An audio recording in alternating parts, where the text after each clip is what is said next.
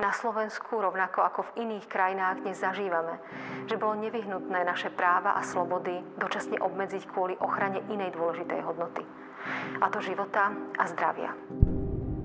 Všetky opatrenia boli sústredené do 3 veľkých oblastí. To znamená obmedzenie zhromažďovania sa ľudí, či už na verejných priestranstvách alebo v kaviarniach. Pri epidémii cholery na východnom Slovensku, keď prišli hygienici, no tak ich naháňali kosami, dokonca tam boli nejaké zabitia, pretože ľudia verili, že niekto im prišiel poškodiť. Neprijali ľudia tie opatrenia, nechceli plošné testovania.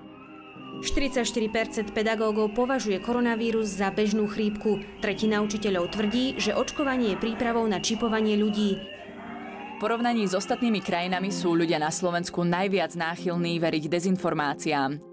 Nedôverujeme si medzi sebou a máme veľmi nízku dôveru k inštitúciám.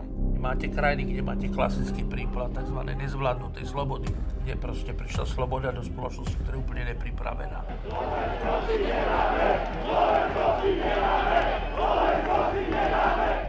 Ako keby bola otvorená Pandorína skrinka. Ľudia sú presvedčení, že veci prestávajú fungovať a my nebudeme dodržiavať pravidlá hry. Žijeme v ovzduší, kedy mňa hlavného hygienika súdili z takých trestných činov, ako je genocída napríklad. Človek by si povedal, že v 21. storočí ľudia už majú základnú, strednú, mnohí vysokú školu, že sme sa niekam posunuli.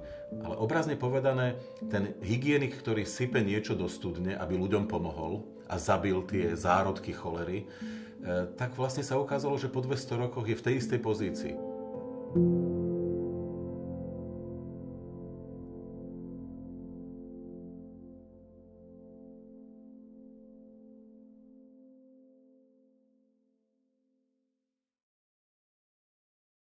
Uvidíte aj vo vysielaní RTVS na Dvojke.